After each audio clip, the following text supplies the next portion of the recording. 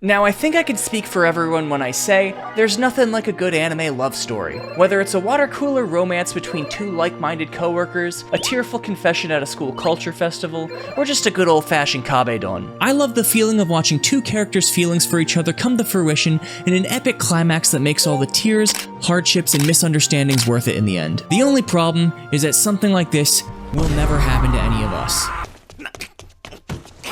It's truly been a shame that no matter how many wholesome romance anime come out every year, the only characters weebs like us can relate to all that well are the nerdy side characters or alcoholic teachers. That is until now, when A1 Pictures, who just so happens to be the same anime studio behind a decent amount of beloved rom-com series like Otakoi and Kaguya-sama, dropped what may very well be the hypest anime rom-com experience of the year. Too Many Losing Heroines. This is an anime that centers around breakups, rejections, and unrequited love, all common afflictions in the formative years of a growing weeblet. For the uninitiated, Too Many Losing Heroines, or Make heroine ga oisugiru, is a light novel series that started in 2021 written by Amamori Takibi and illustrated by Imigi Muru. The story follows a loner otaku named Nukumizu who spends most of his time reading light novels, and a collection of girls his age that are all dealing with some form of rejection or unrequited love issue. For one reason or another, Nukumizu, a self-proclaimed background character, has found himself consoling a group of heartbroken high school girls to the best of his incredibly limited ability. Remember when I said this anime was gonna be relatable? Yeah, we're not just the otaku loner main character, we're also his friend group of heartbroken high school girls. But not only is this anime incredibly relatable, A1 Pictures has once again provided us with a visually stunning comedic hard hitter that has the potential to rival the quality of the Kaguya-sama anime. And in today's video, we're going to be talking about everything that has gone into making Too Many Losing Heroines so spectacular thus far.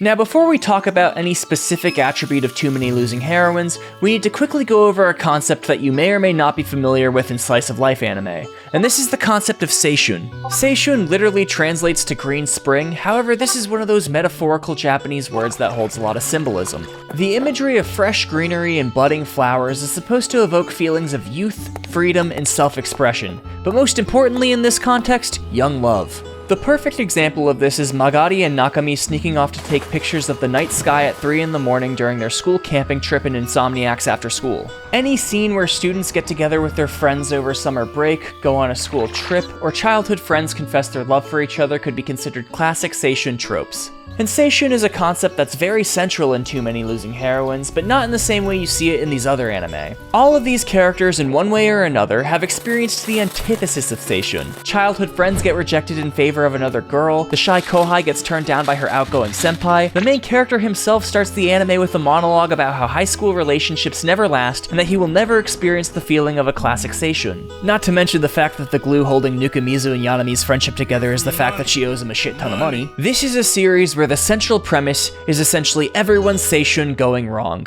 Now that we've gotten our weeb vocabulary lesson out of the way, let's talk a bit more about everything else that has gone into making this anime so good. I'm certain you've probably noticed this if you've seen even the shortest clip from Too Many Losing Heroines, but this anime is a complete vibe. Between the stunning visuals and incredible soundtrack, you're quite literally captivated within seconds of pressing play. The combination of the quiet urban setting with the playful chromatic runs sprinkled throughout a comforting OST melody creates a unique atmosphere that feels like you've been whisked away to a peaceful Japanese city. And as someone who personally loves the Japanese city aesthetic, I was both immersed and captivated within the span of Nukumizu's opening monologue. But this vibe isn't exclusive to the first 60 seconds of this anime. If you look at any setting of any scene, you'll see things like a rustic train stop, an old school with slightly run-down facilities but retaining its charm, and a central family restaurant where all the kids go to hang out after school. These are all classic traits of less centrally located Japanese towns and cities. And for those interested, the small city of Toyohashi, where Too Many Losing Heroines takes place, actually exists in Aichi Prefecture, and it's just as vibey in real life as it is in the anime. Though I do have to admit, after watching this, I kind of feel like that meme that's like, did you know that Japan from anime actually exists? But it's not just the setting and soundtrack that contribute to the atmosphere of Too Many Losing Heroines, it's also the rich color palette and charming character design. The vibrant color of the characters' hair, eyes, and clothing makes an eye-catching contrast with the somewhat washed and less saturated colors of the background at places like the school. And while this is one of those series that suffers from the common issue in slice-of-life rom-coms where only the important characters have any interesting design features, the actual designs for said characters is at least really charming and unique. Like, you could pick these girls out of a lineup of all of the generic slice-of-life character designs that permeate throughout the genre. Of course, when I say this, I'm talking only about the girls. Unfortunately for Nuka-Mizu and every other male slice-of-life protagonist, he's almost indistinguishable without any of his losing heroines by his side. That said, I almost prefer my slice-of-life characters to have their designs within the realm of plausibility.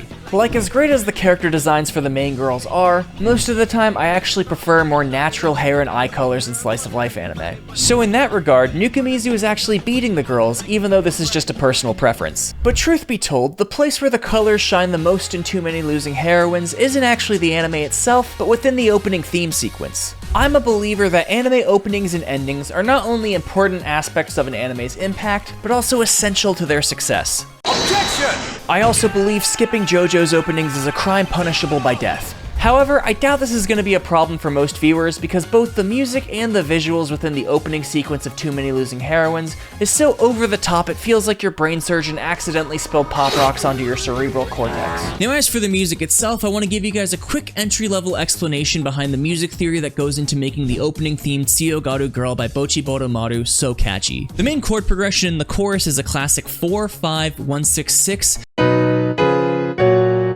with an authentic 2-5-1 cadence in the key of F sharp major. When the cadence resolves back to 1, it does a quick run of 1, 2, flat 3, 3, back to 4 to start the sequence all over again. The flat 3 in this case is a passing tone borrowed from outside the key of F sharp major to create a playful sounding chromatic run that leads us back into the first chord of the sequence. Fa, sol, mi, la, re, sol, do, re, mi, mi. If you've ever watched The Sound of Music, you're probably thinking, what the fuck is Mei doing in there? As that's not part of the solfege you remember from back when we used to use music and family values to fight off the Nazis. Right between Rei, a drop of golden sun, and me, a name I call myself, is Mei, the pedophile from Jujutsu Kaisen. Mei, in this case, is supposed to stand out in your ears as something that doesn't sound quite right for less than a second as it ramps you back up to start the sequence all over again. There's actually a lot of sections from Tsuyogaru Girl that use chromatic passing tones and modal interchange to achieve this kind of effect, to the point where chromaticism could even be considered a common motif in the song. As much as I love talking about music theory and its applications in anime openings, this has already been a minute and a half of your life you're never going to get back, so with that being said, let's move on. Now, at the time of recording this, episode 4 of the anime just aired last Saturday, and it actually came along with a little bit of controversy.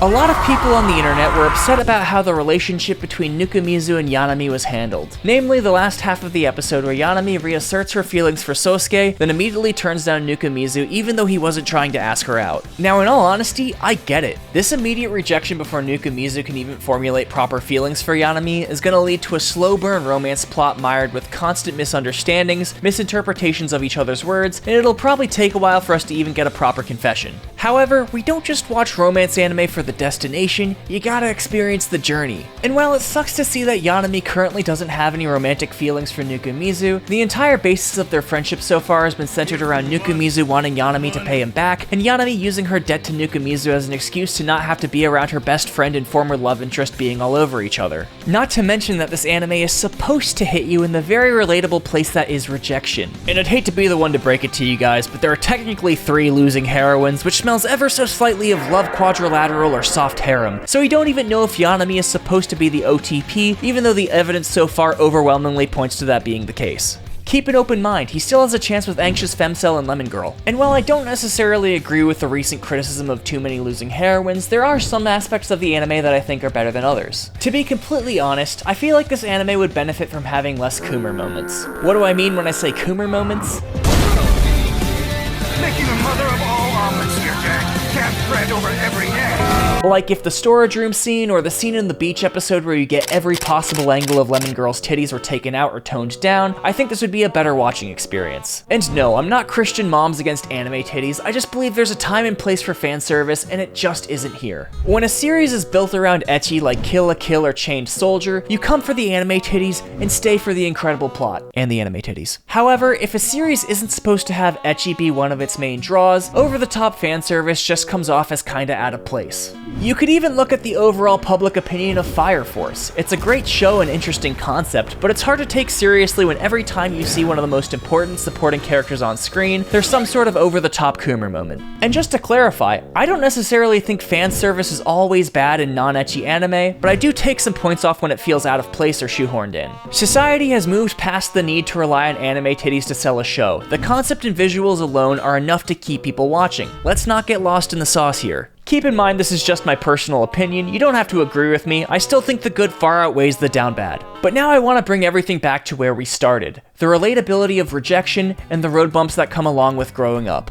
Too Many Losing Heroines is a romance anime, and while we may see a bit of our former selves in the romantic hardships these characters face, at some point something is gonna have to work out for everyone. And in all honesty, it already has started working out for the main cast, because within each of their individual heartbreaks or romantic setbacks, they found camaraderie. Or commiseration, I'm still not sure which is the better description. And when I think back to my own experiences growing up, sure there was a heartbreak every now and then, but whenever I found myself down in the dumps, I had my own group of nerdy friends I could turn to whenever I needed someone to cheer me up. And in that regard, both the cast of Too Many Losing Heroines, and myself for that matter, probably had a pretty decent seishun experience. In all honesty, the aspect of Too Many Losing Heroines I find the most relatable isn't even the rejection anymore. It's the friends you make along the way. Fucking God, can you shut the fuck up? I'm every color when I'm with you. Synesthesia.